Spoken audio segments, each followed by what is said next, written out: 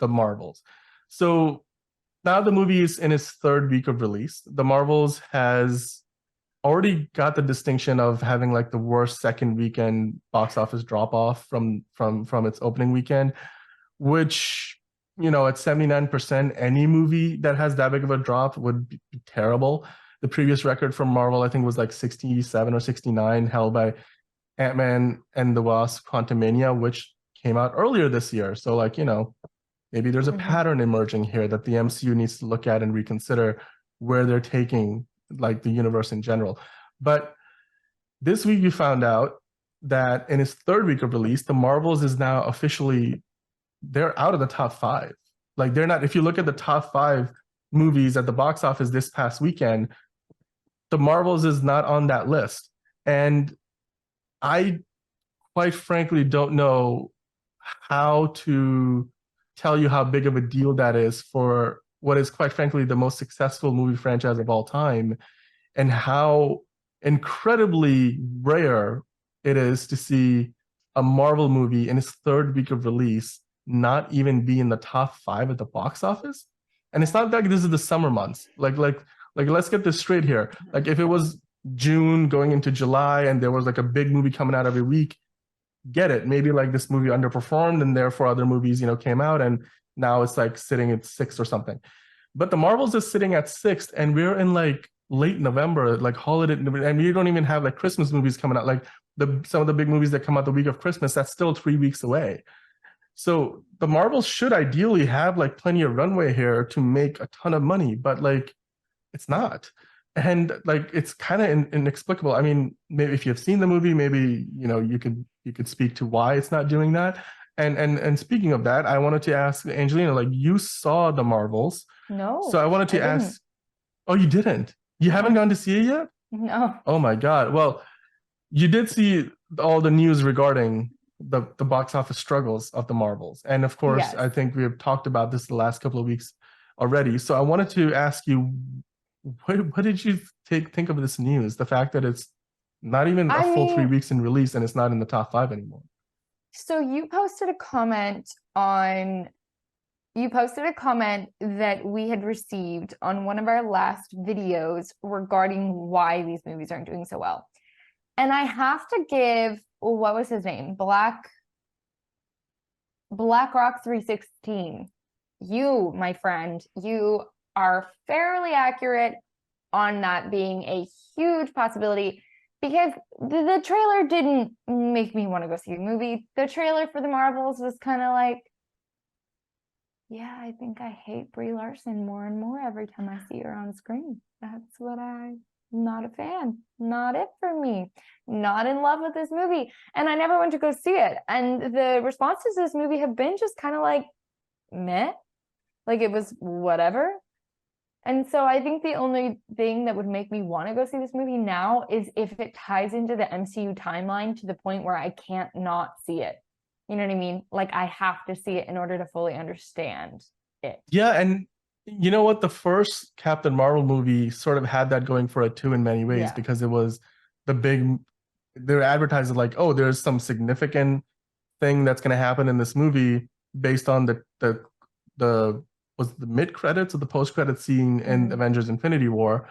And then people went and saw this, and I think, while it didn't mean that the entire $1 billion+ box office of Captain Marvel had to do with the fact that it was teased in Infinity War to have some significance, I do think it had a lot of that momentum play into that box office number and the way it was received.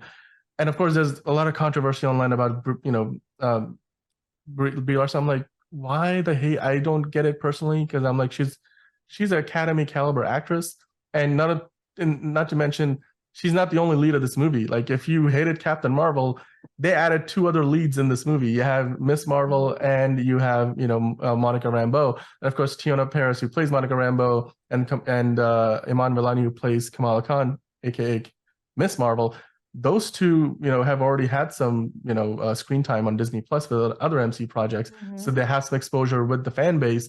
So you'd imagine that this movie, people would be coming out to see it, maybe if not for one character, then for the other, maybe for 2 out of the 3, who knows, or maybe all 3.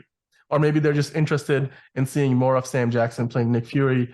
And Yeah, he's true. been gracing our movie screens in the MCU since the end of the first Iron Man movie. Yeah. So I mean, Bridget, did you go to see the Marvels yet? And then B, what did you think about the news that now the Marvels has this ignominious distinction of being one of not even a handful of MCU films that have not lasted in the top 5 at the box office for even 3 weeks. And I can go over what the other ones were, but before I do that, Bridget, I want to hear your reaction to this unfortunate record that the Marvels has broken now. Yes, I did not see it, but honestly, if you ask me, I think the biggest nail in its coffin was the trailer. Every time I saw a movie and the trailer would come on, and maybe it was just me, but my honest reaction, I was like kind of cringy. And I hate to use that word too much, but that's just what I felt. I felt like the jokes weren't really landing with me. And also, I don't know, even like the villain, I kind of felt wasn't really like that threatening or terrifying or anything. I almost felt like it almost looked like a bit of a joke to me personally. I just feel like maybe it wasn't executed as well as it could have been. And I know that's not fair. I know I should see the movie before just judging the trailer, but the trailer just wasn't pulling me in. And I'm sure for a lot of people, they might have felt the same way. Yeah, no, I think you're right, because the way they marketed this movie was not ideal.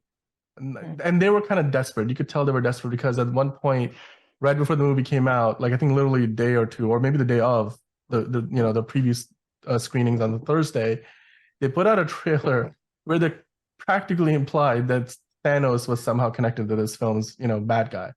And Zoe Ashton, who I think is dating Tom Hiddleston, Loki, who plays Darben, the villain of this movie, I think she did the best she could do with the amount of screen time and what she was given to do.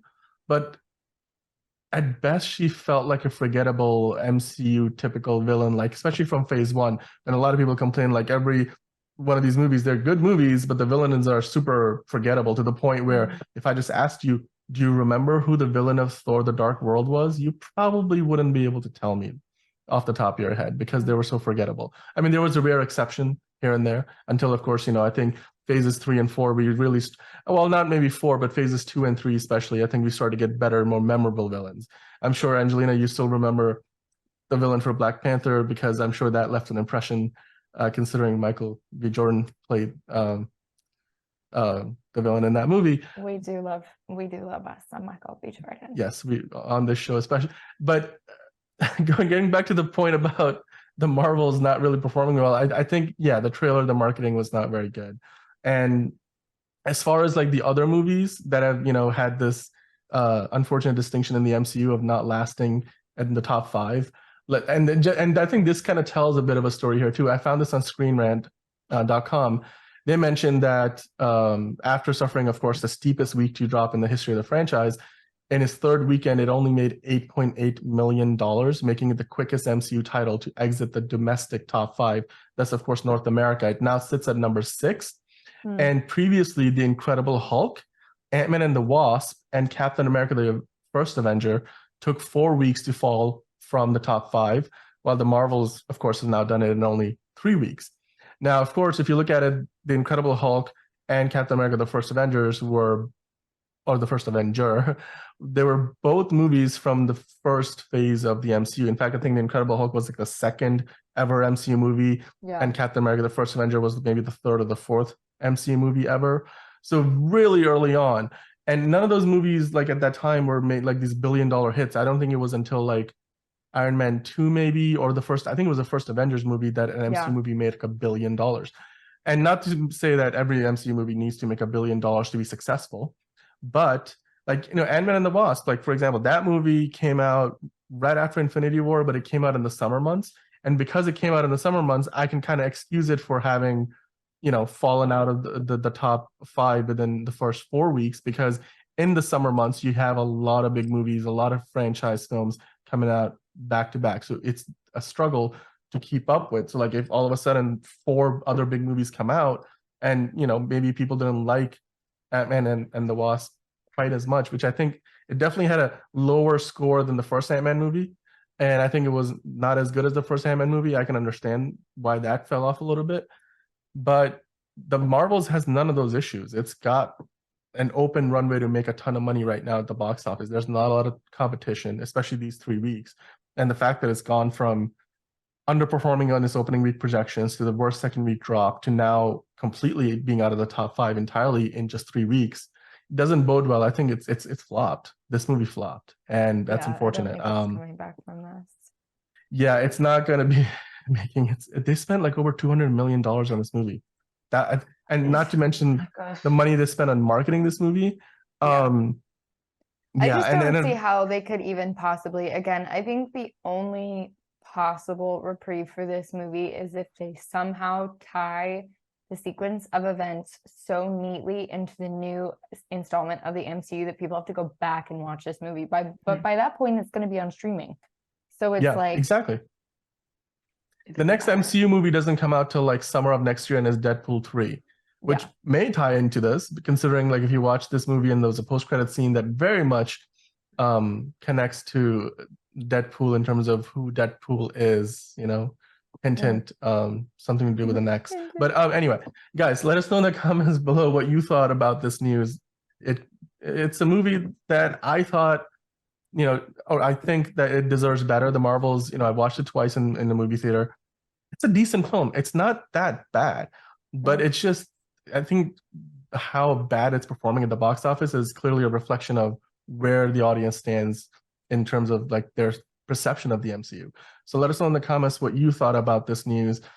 The Marvels is no longer in the top 5 of the domestic box office, and it only took 3 weeks for it to fall out of that top 5 at a time when there's not a lot of other big movies out there. So did you go see it? What did you think about it? Are you surprised by this news? Let us know in the comments below.